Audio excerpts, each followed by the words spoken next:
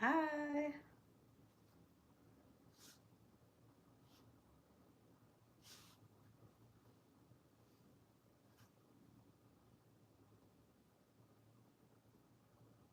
Okay, I think I'm live. I think I'm live.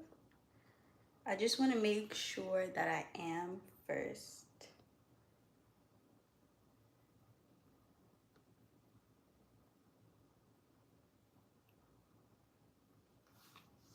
Okay, it looks like I am live right now. So, hi, love. Today, we're going to be talking about veganism. So, welcome back. Let's chat.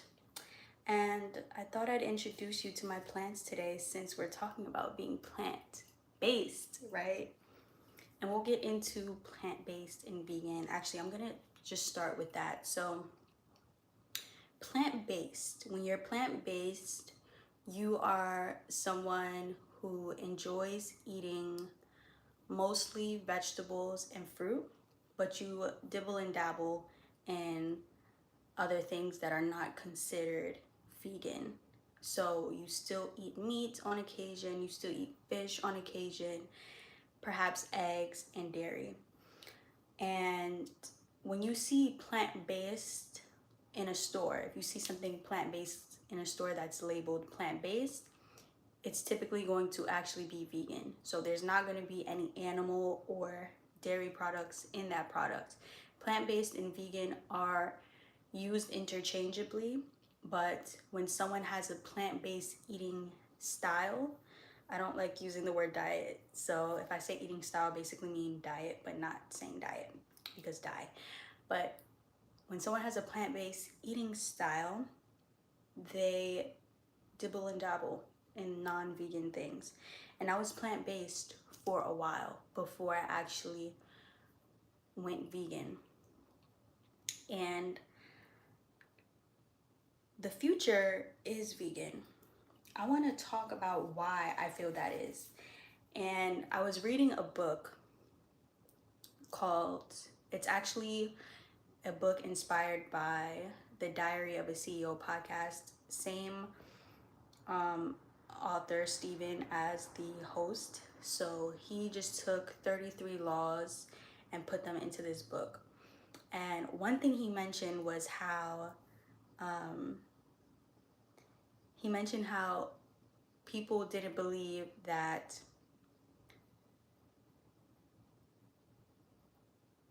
there would be like remote work.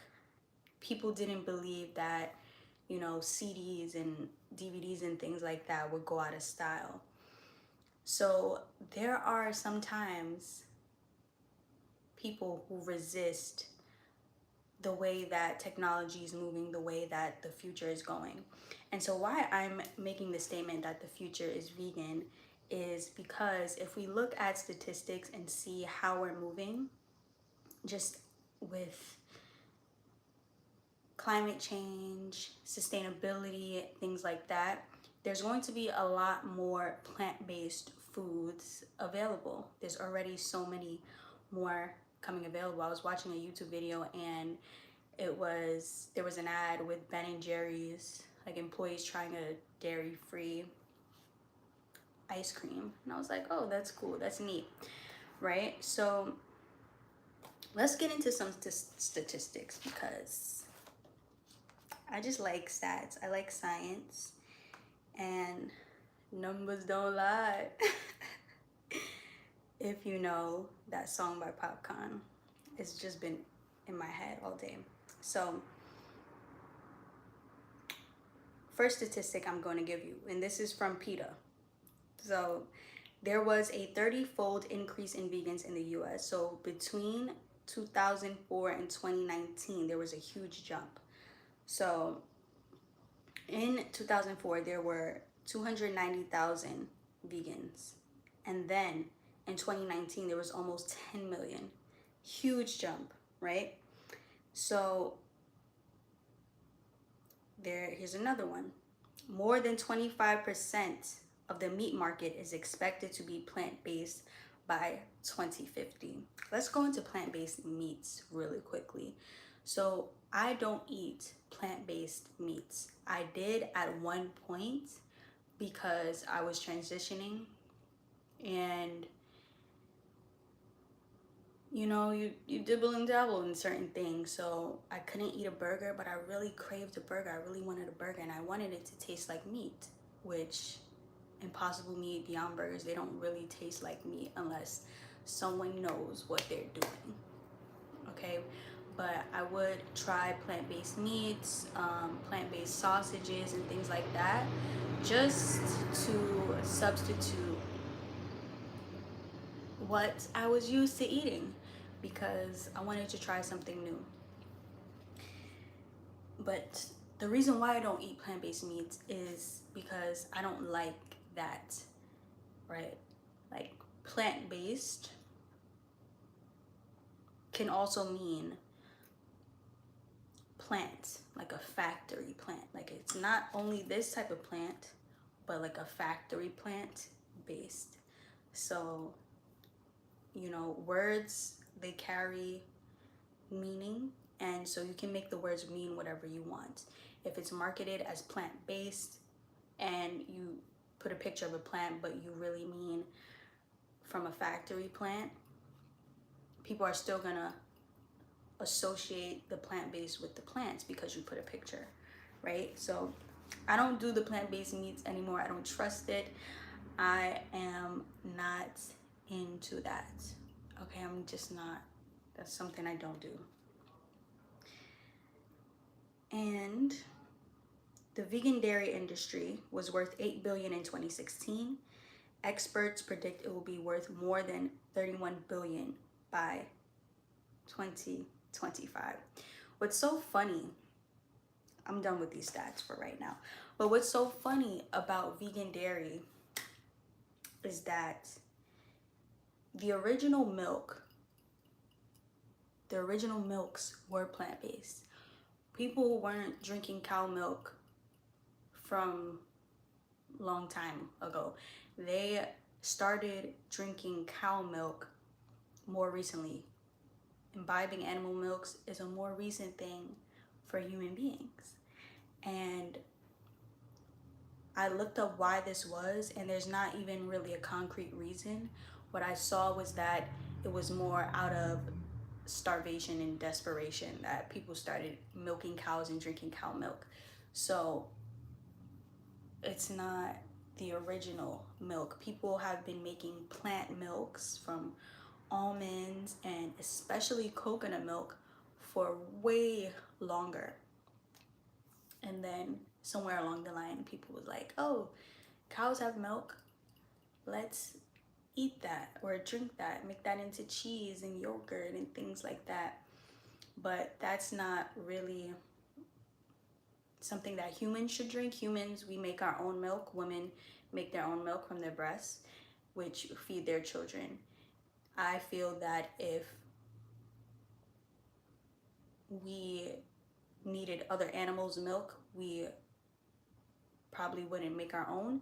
And not only that, we probably wouldn't need milk, period. Like, we wouldn't be designed that way to need milk, if you get what I'm saying. So the vegan dairy industry, I just found that interesting because plant-based milk tastes better to me personally, and it's better for me, right? So I'm gonna give you some more stats because let's just get the science in, okay? And I love reading and exploring and putting different knowledge into my brain. So here is another reason why I feel that veganism is the future. We see how global warming and climate change is, I eat a lot of fruit, okay? So there's gonna be some fruit flies sometimes maybe. But there is a lot of talk about climate change and agroecology, sustainability, global warming, and things like that. And the vegan diet is the most friendly when it comes to climate change.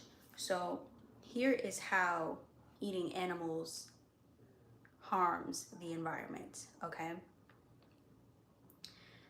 Or really, let's take away the negativity. Here is how eating plants helps the environment. So vegans have the smallest carbon footprint, generating 41% fewer greenhouse gas emissions than meat eaters and 13% fewer than vegetarians. Okay, because vegetarians, y'all still dibble and dabble in the dairy. And do what you want. I'm really here to support you in whatever you choose, but I do advocate for a plant-based lifestyle. But I'm gonna get into how I feel that you can eat anything and still be good. But let's finish these stats first. So stop toxic waste, right? Animal agriculture generates billions of gallons of waste. This is nasty, guys.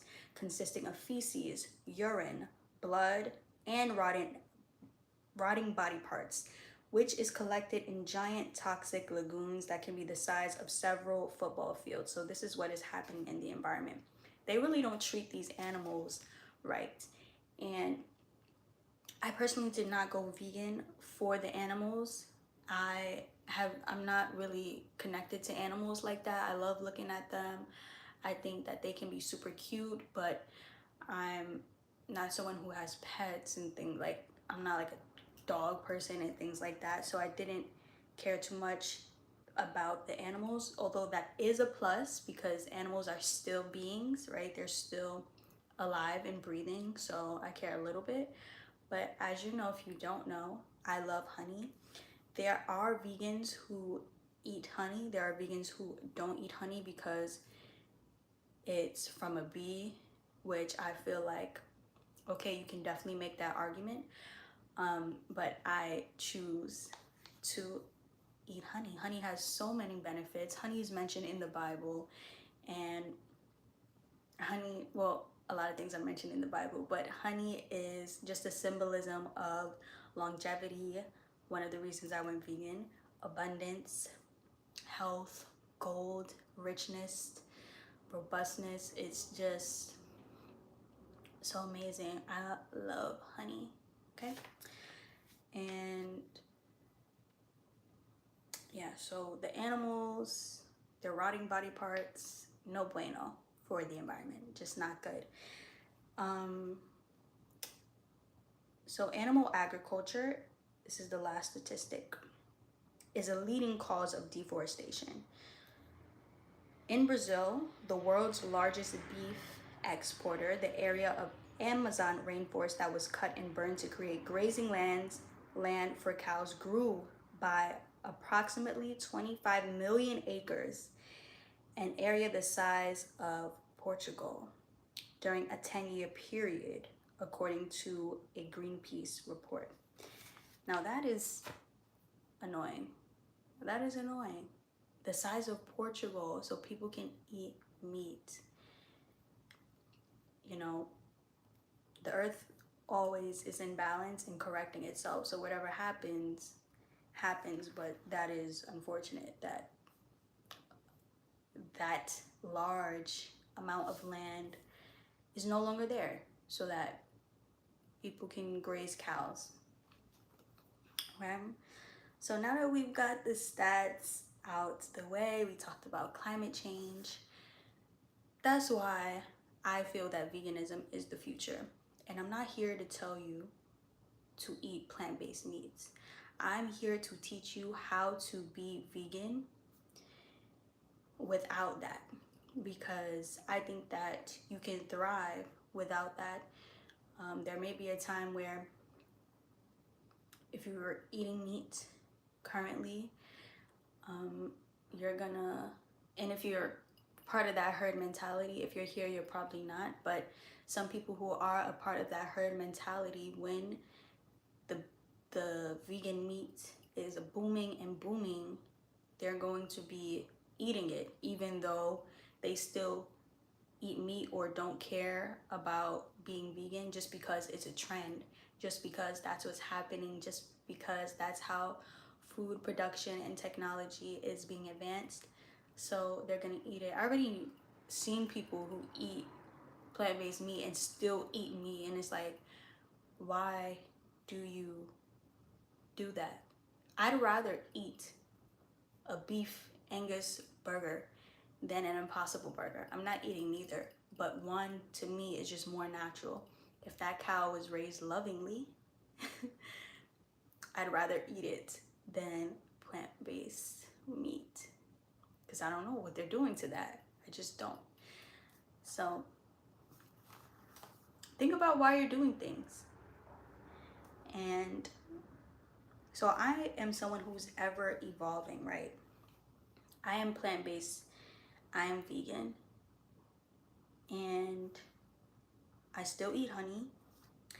And if I'm in the right part of the world where the water is clean, there's not much plastic in the water, mercury levels are okay, I might eat some fish. I think I maybe mentioned this before, but I'm gonna expand on it now. Fish is something that I feel I can eat in moderation. Now, the thing about meat, eggs, dairy, and fish, they all cause mucus, acid, and things like that in the body.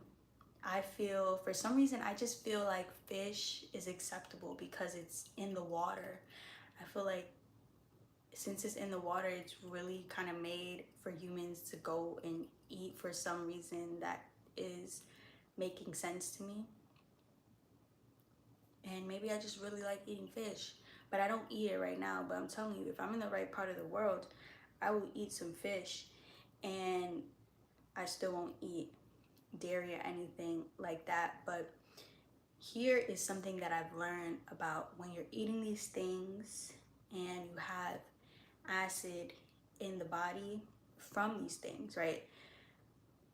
The reason why people's health is in so much danger is because they're putting the acid in way too often, way too much, and just not caring about releasing it and getting rid of it. The body is like a machine. So the body will be able to release the waste if you let it. If you keep building on top, it's going to get rusty. It's going to start to break down. And so people only see that when they get older. They think everything is sweet. They think everything is cool, everything is fine until they get older and they're having disease. They're having disease from all the years of just adding rot on top of rot on top of rot, acid on acid on acid, and mucus. And so in order to be able to eat what you want to eat, you have to use fasting. Fasting is like a cheat code, okay? If you want to eat meat and live a long time and still have somewhat of a healthy body, you won't be as healthy as a vegan or someone who just eats plants but still be healthy. You have to fast, and you can do this by traditional fasting or just eat less, a lot less, so that your body has the time to break everything down and then rid it out of your system, get rid of it. Because when you're adding on top, the body doesn't even have a chance. Even people who are plant-based need to give the body a chance to get rid of the waste. And putting healthy things on top of waste and acid is not gonna work. You have to get all of that out before and during the process of putting the good things in. Because if you put the good thing, think about a bowl of acid, right? And you put a piece of lettuce in it. It's going to be it's not really gonna help your body. It's gonna fizz and die. So you need to get rid of the acid before you can start seeing the benefits of any supplements or any herbs and sea moss, for example. Your body won't be able to absorb the nutrients, vitamins, and minerals if you're full of pus and mucus and waste. So simultaneously be doing that, and it's going to be helpful for your mind getting used to imbibing all those healthy things while you're transitioning to a more healthy diet. I have a book here that goes into great detail about this. It is called the Mucusless Diet Healing System. Read this. Read this. It is so good. I have skimmed through it, I've read it, and I'm reading parts over again that I feel are super important because I want to teach people how to be healthy and live their best life. This author, he talks about how to heal the body, how to get rid of mucus, and it's amazing. But I still like to enjoy my food, right? I love food. I love different types of food. And so finding that sweet spot is super important. All right. So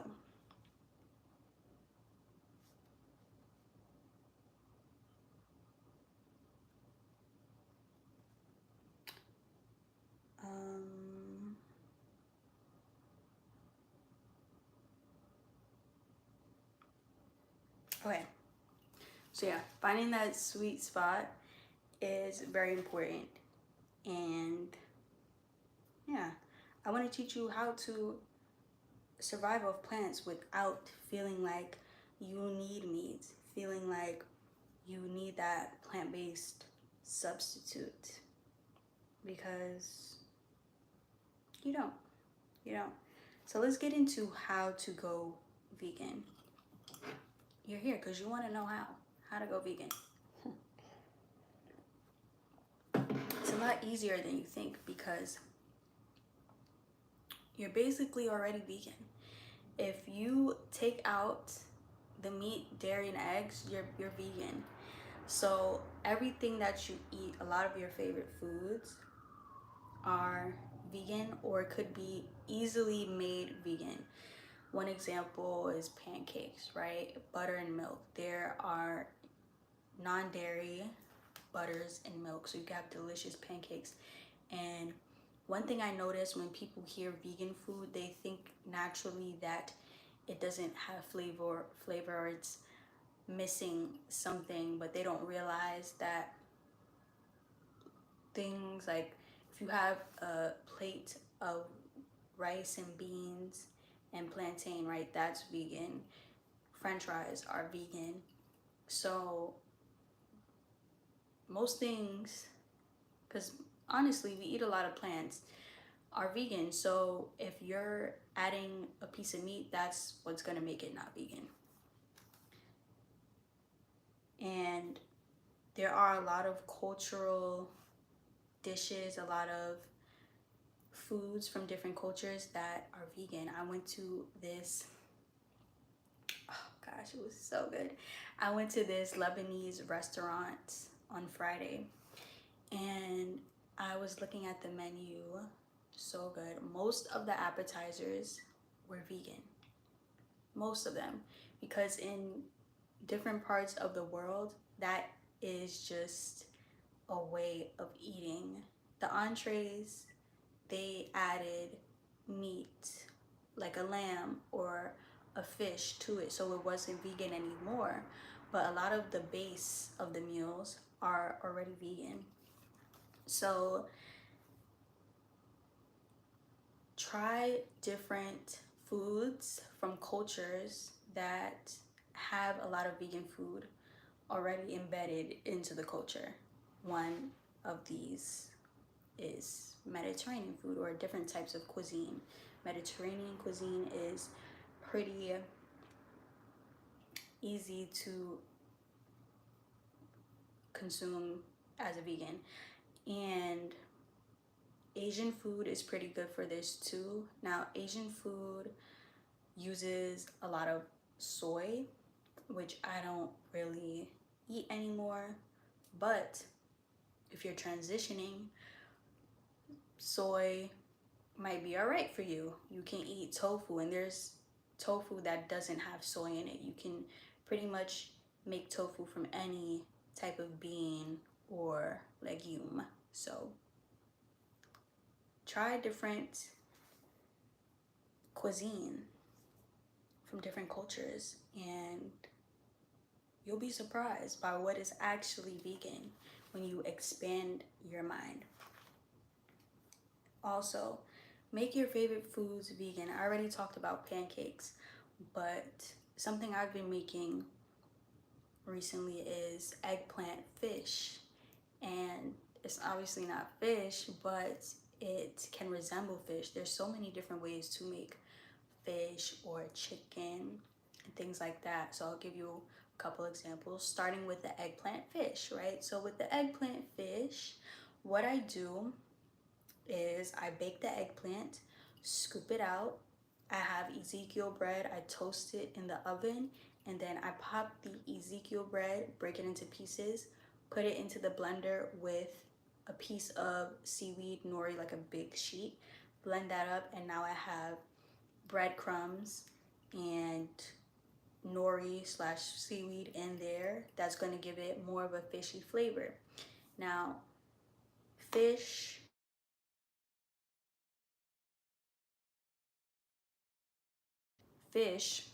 is usually, I don't want to say usually, but I usually season my fish with Old Bay. And when I would go to fish fries and places like that, they're using Old Bay. When you're eating crab legs and butter, you put Old Bay in the butter. Seafood and Old Bay just go together real bad. And so I season my eggplant with Old Bay and other seasonings, onion powder, garlic powder. Season your breadcrumbs, and then you're gonna want something to bind the eggplant to the breadcrumbs. So have, like, I just do a flax egg, which is about 1 tablespoon of flaxseed to 3 tablespoons of water. Mix that up. When you get your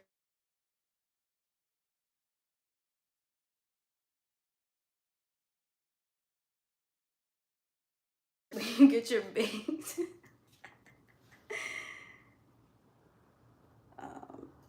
when you get your baked eggplant and scoop it out, cut it into fish-like pieces, and then you will have, I hope it's playing here. Okay, when you get your eggplant and you scoop it out,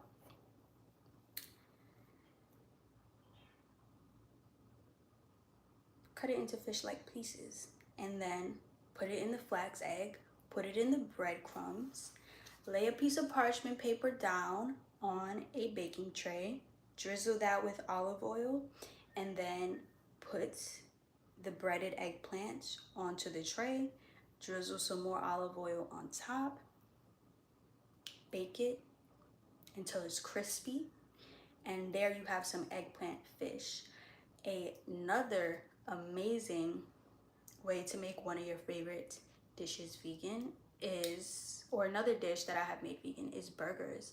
So I have a recipe on thelifeofhoney.com for vegan burgers that are really good. There's so many different types of bean burgers and things like that.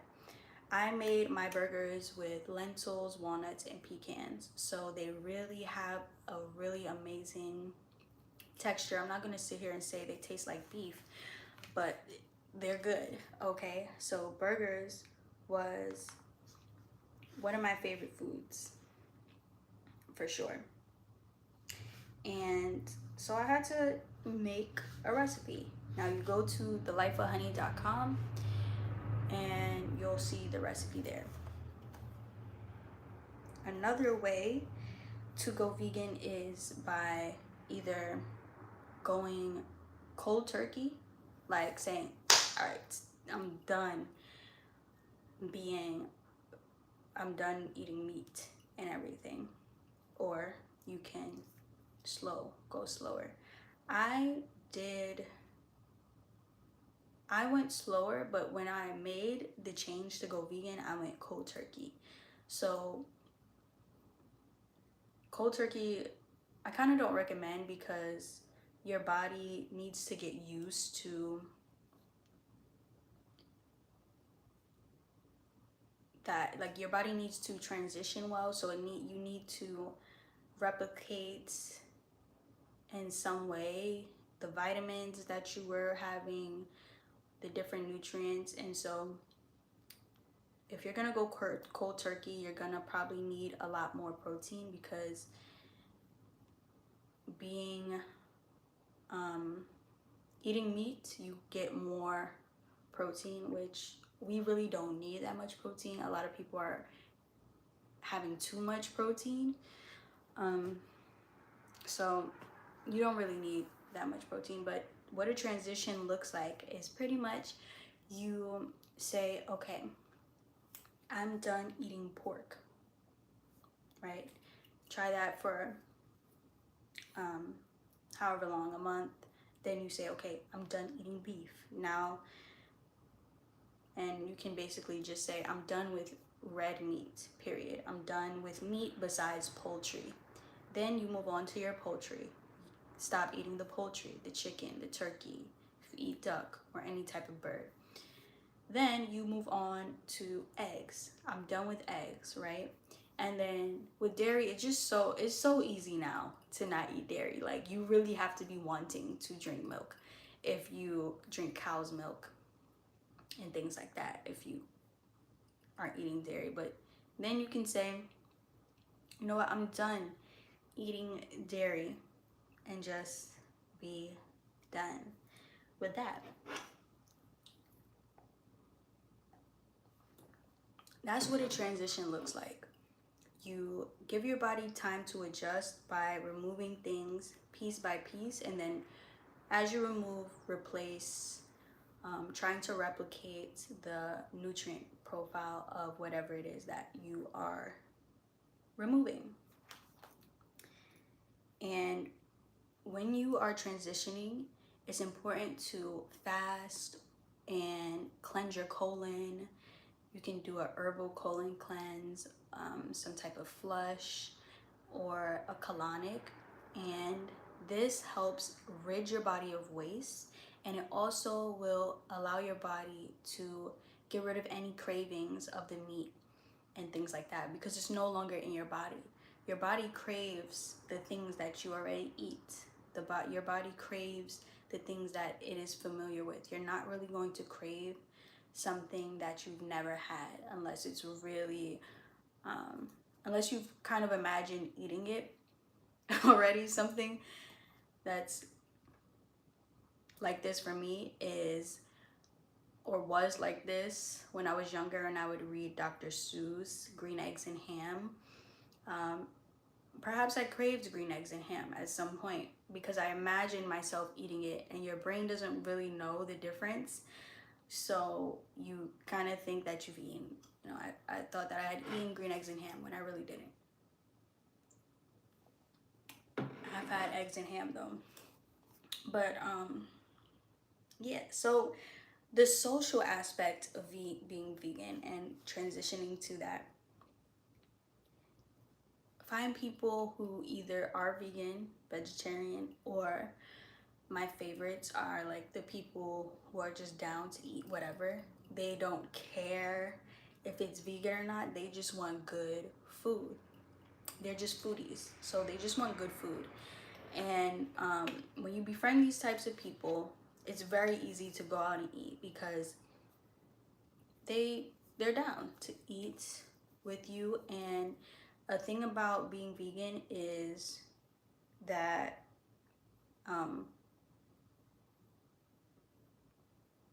if you go out to eat with people who aren't vegan and you're someone who likes to share food, I love to share food, and like everyone share a little bit off of people's plates. Some people aren't like that, but I love that, and I love my friends love to do that too. So when everyone's okay with eating vegan, it's a lot easier to do that. It's a lot easier for everyone to just eat this, a little bit of that, a little bit of this. And also, it doesn't have to be boring, okay? Get inspiration. Um, Watch cooking shows, see how they play with plants, see how you can replace any meat with a lentil or a bean or a cauliflower, eggplant, or banana blossom, or hearts of palm, or jackfruit. So many different ways to play around with textures and mimic meat. So get that inspiration. I love cooking shows. I love watching people cook, especially chefs who know what they're doing. Me. So you can get inspo from my Instagram, Kira's Cookbook. I have so many different recipes there and meal ideas too, because it can get hard trying to come up with new meals. And so I like to post what I'm eating and even refer back to it myself sometimes when I'm like, dang, like I don't know what to eat. What did I eat? I go to my page and I'm like, okay, yeah, that was good. That was good. Maybe I'll do carrots instead of potatoes this time. Get cookbooks, right? So cookbooks have tons of recipes, vegan recipes, and sometimes I just like to go to stores, and especially bookstores, usually bookstores, and just look in the cookbooks for inspiration. What should I eat? Let me get inside this cookbook. Ooh, they have a African cuisine cookbook. Let me get in here. Let me attempt to make some jollof rice or jollof quinoa. So many different ways to play around with plants. It gets really fun. Another thing to do is go to the farmer's market. When you go to the farmer's market, it does help with transitioning because you're just seeing the abundance of plants, the abundance of food around you, and you just kind of see like, wow, people, farmers do all this stuff, and there's so many plants, there's so many things to work with. You'll find things that you may not find so easily in a grocery store, or that you might browse over because you're just used to being in that grocery store. And when you're at the market and it's in front of you, you're like, what is this? You have someone there from the farm to ask questions, to recommend any recipes and things like that. So it gets really fun. It gets fun if you're someone who loves to cook, who loves food, and who loves experimenting with different flavors. And so I'm gonna get into why I went vegan and what happened to me when I did. And one of those things is actually the farmer's market. So I started working at a farmer's market every Saturday, and I was around all these new vegetables. I was asking the women that I was working with every single weekend that I would work, what's this? What is this? How do I cook it? And the best thing about working at the farmer's market for me was that the deal was basically I got paid per hour, plus at the end, with whatever groceries were left, I was able to take as much as I could carry. That was literally like in the job description. Like, take as much as you can carry. So every week I was going home with as much as I could carry, and I had all this new food to experiment with, to try. And I started seeing like, wow, this tastes amazing. I've never had this before. Oh, this is what a parsnip is. Oh, this is what an acorn squash looks like. And it was really interesting to see how the food from the farm would change with the seasons. So I actually got to see how people can eat seasonally, right? You hear about eating seasonally, And the way to really eat seasonally is by going to the farmer's market, because with the seasons, the food will change. The weather changes how the crops are able to grow what actually grows. Right now, we have beautiful, yummy watermelons and melons, generally, cantaloupes and things like that. I love watermelon so much. And it's in season right now, right? Strawberries, I don't think they're in season anymore, so there's no more strawberries. But you can go to the grocery store and still get strawberries. But that's not eating seasonally, it's not eating with the earth. And some people believe that even farming is unnatural because you're planting things in the soil and things should just grow naturally. But I feel like we should, farming is fine. Like, farming is natural, and there's ways to work more with the moon, with the weather to farm. And that's actually how people would farm back in the day, like 18th century, when there wasn't a quick Google search. It's like people had little folklore, like, oh, when the squirrels do this, it's time to pick your cabbage.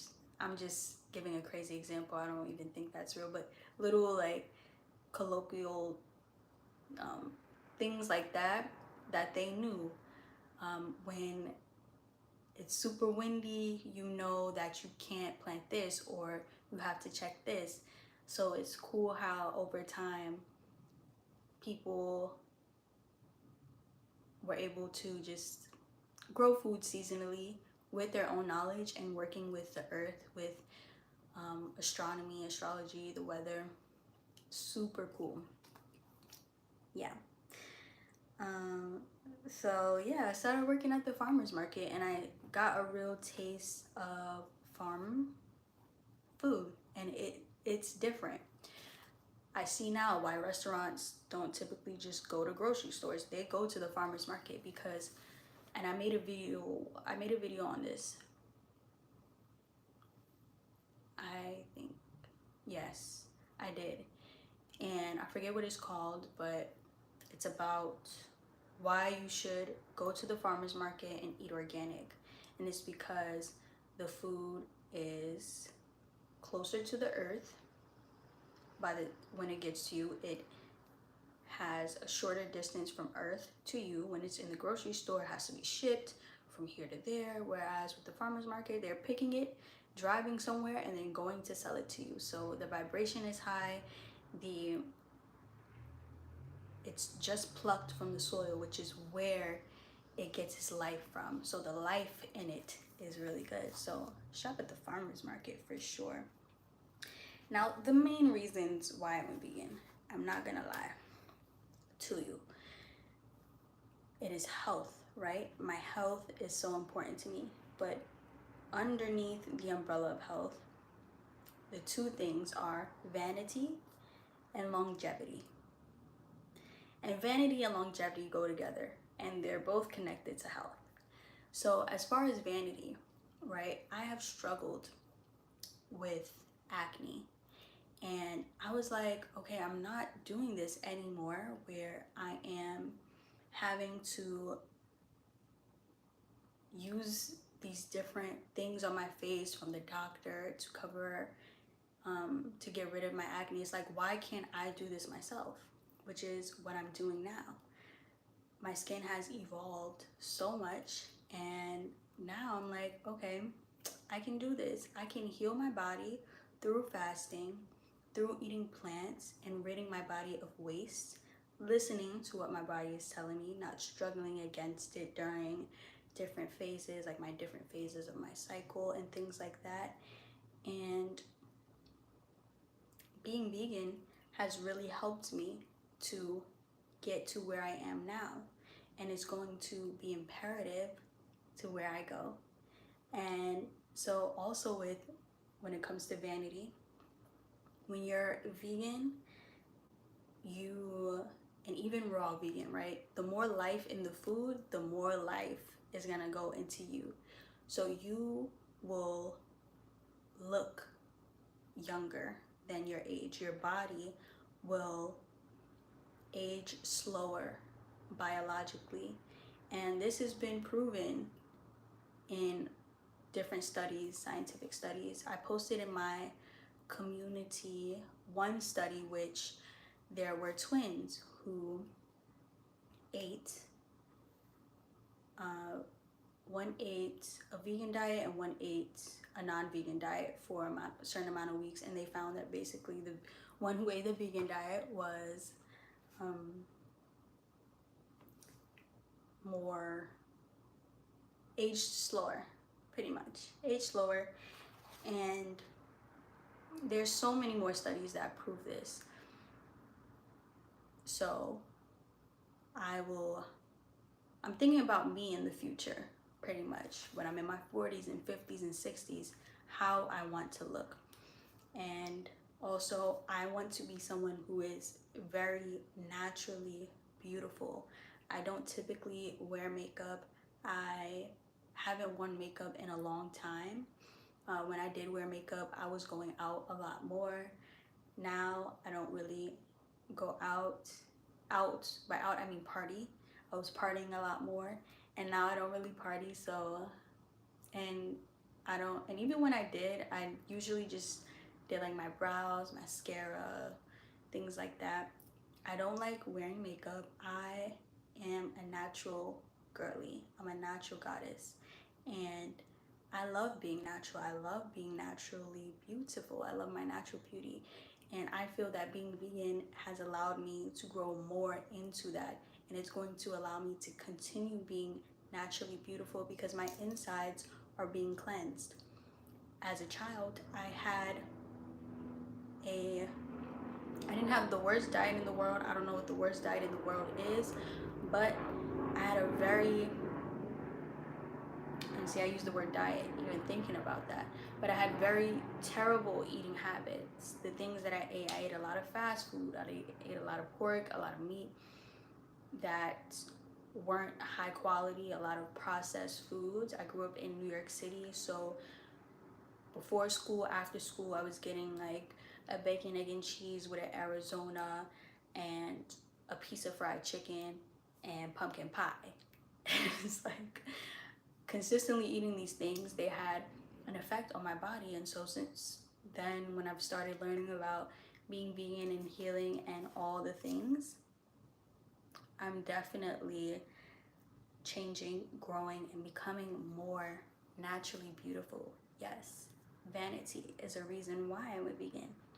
And longevity comes with just being healthy. You get to live longer, right? So your body, over time, the body deteriorates and we lose a lot of the functions and functionality that we have in our youth. But I want to preserve that as long as possible because I want to live a very long life. And I want to live a long life filled with love and great quality, right? I don't want to get to 80 and just be 80 because I'm 80. No, I want to be 80 and doing handstands. You know, I want to be 80 and doing backflips. So the longevity and the vanity pretty much are the top reasons why I went vegan. And I already talked about how waste accumulates in the body and how you should, or how you can rid yourself of that waste. I talked about the book. So good, such a good book. And another reason why I went vegan is spiritual, which I like being a high vibrational goddess. And to me, I am my highest of vibes when I am eating vegan food, fresh food. The fresher the better. A lot of raw food, so a lot of salads and things like that. I eat cooked food, but the raw foods really have the life. So having salads, having fruits, having smoothies, and things like that, I just feel so high vibe because there's life in that food. When you eat things that are dead, the life is taken out of that food. Okay, so it's really up to you, babe. Also, in the Bible, there's a story that I love, which is um, it's with Shadrach, Meshach, and Abednego. And basically, they were brought, I think they were prisoners. I can't remember exactly, but they were brought in. The king was trying to feed them the food, but they wouldn't eat the food because they only ate plants. And so they basically were like, and this is really just me paraphrasing, right? So they were basically like, let us eat plants for 10 days and you'll see. And after those 10 days, they saw that Shadrach, Meshach, and Abednego were the akiest, the strongest, the biggest, compared to those who ate the meat and the wine. So for me, that's like, I love that because when you're plant based, when you eat that plant, and when I'm talking plant based, I'm talking plant. When you're plant based and you're eating those plants, you will have such a high energy, high vibe. You'll be strong and all the things. Read that Bible story if you're interested to know what I'm talking about. Another reason why I went vegan, and this is something that I realized after the fact, was I don't like cross contamination, right? So I don't like having to deal with meat and cut it and all the extra cleaning that comes with it. I like just being able to toss my food in the bowl, put it on the sheet, not worry about my hands being like having something crazy on them because it's just plants, right? So that's like a small reason, but it makes a big difference. And it's just, being vegan has really simplified things for me, but has also expanded things for me as well, because focusing only on plants has simplified the way that I eat, right? Because it's like, now I know what I eat. I'm vegan. That means that I don't do this, this, this, and that. But inside of that, there is so much. There's so much variety. There's so many foods that I have been introduced to that I wouldn't have been if I wasn't vegan. I wouldn't have wanted to try it. My mind would have been more closed off. And like certain herbs, certain combinations, I probably would have wanted to throw some meat in there, and it's like, or some fish in there or whatever, and it's like, no, by itself it can be so good. And I've just explored so many different types of food from being vegan, which I'm so grateful for. And something that I've noticed with a lot of people who go vegan is that they go through a healing crisis. So people try being vegan, excuse me, and their body, it seems like their body just goes buck wild crazy. Like they might be hospitalized, they might feel like this. And I'll say that this happened to me too. This happened to me. And why this is happening, or why this happens when people go vegan, and this is why a lot of people go vegan and just stop, because they're like, no, my body doesn't like this. But really, what's happening is your body is finally getting a chance to rid itself of the waste and the mucus, right? All these healing foods are healing you. So what the healing can look like sometimes is really ugly because it's getting all the gook out. It's getting all the gook out, whether, however it gets it out. And people are like, no, this can't be good. This can't be right. Like, why is my body doing this? Although the body's actually helping you, it's healing you. It is making you a new person. It's allowing your body to release the acid, the waste, all those things. It's kind of like when you're consistently putting acid in the body, it does not have a chance to do what it needs to do. So all these things are being built up. When you finally allow your body the chance, either by consuming less food, fasting, or consuming healing foods, the body's going to release. And the more that you do this, the easier it gets. So for me, when I went vegan, I was having all types of like issues, and I was like, okay, this can't be it. My body shape even changed. Like my legs started getting, like, I'm a pretty curvy babe. Not the most curvy, but my body shape is nice. All right. And when I went vegan, my belly got bigger and my legs got smaller, and I was working out. I was at the gym and I'm like, why is my body not like, why is my butt not poking out like more than it usually does, right? Because I'm at the gym, I'm doing my hip thrust, and it was because when I went vegan, I was not replacing the protein that I needed. I was eating a lot more carbs, which just for my body type is not what my body likes. My body doesn't need it. When I got more protein, it was better. But when I fasted and I was able to release waste, my body actually now doesn't need as much protein, because with the foods that I eat, it is able to use up more of the vitamins, minerals, and nutrients and allow it to disperse and go where it needs to go in my body. So now I can survive off of fruit. I could eat fruit for a whole week, right? And my body won't feel like, oh my gosh, we're going crazy, and like ridding myself of mucus all over the place, because I've already done a lot of that work. And there are ways to alleviate that, okay? You don't have to do the big jump, because it can get ugly. I'm just telling you from experience and from what I've heard, it can get super ugly.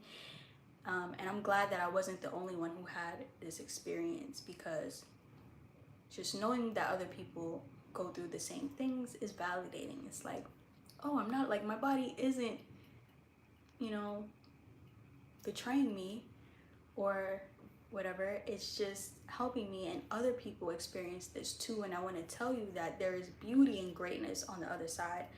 I don't need to eat a lot of protein. I don't need to eat a lot of this or that, because I am able to utilize what nutrients are in the food. And this is just nutrients are in the, let me finish my thought. I'm able to utilize the nutrients in the food to rebuild my body properly. And this gets exciting, right? Because there are people out there who can survive off so little. There are people out there who can survive off of oxygen, off of breathing, if you believe that or not. There are people who can breathe and be fine and survive. So that's one of the beauties about fasting. The more you fast and heal, the more you need less. And you can also eat more. And I have a video on this too, why it is hard for you to eat healthy. So go watch that, and it touches a little bit on how your lifestyle can play into the way that you eat. And none of it is, if you look at it from a more holistic spiritual perspective, it's neither good nor bad. It's just where your body is seeking sustenance. Everything is both spiritual and material. It is both at the same time. And if you're going vegan or planning to go vegan, and you have trouble or are having trouble, you don't know what to eat, your body is going crazy, things like that, I've gone through it. You are not alone. Okay, you're not alone. And I offer coaching if you want to learn how to eat good and be vegan, if you want to learn how to alleviate any pain you might be feeling, come see me. So that is enough for me today, okay? I'm tired of talking. I don't usually talk this much.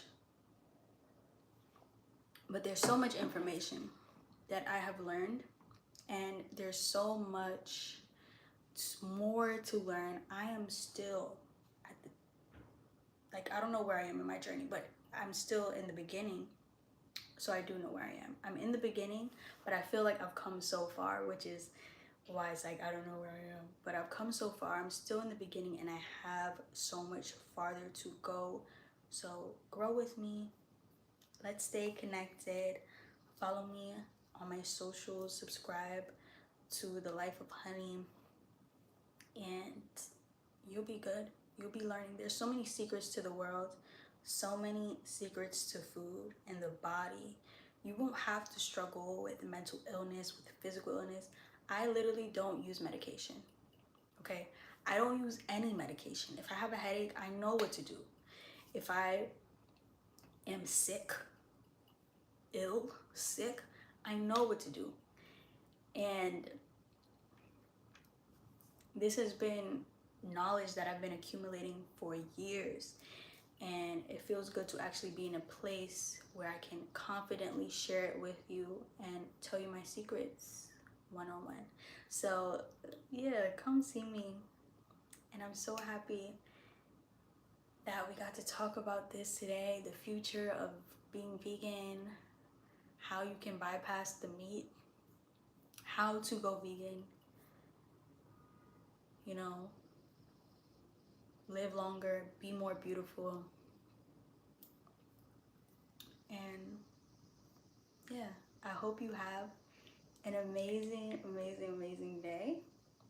And I will see you later.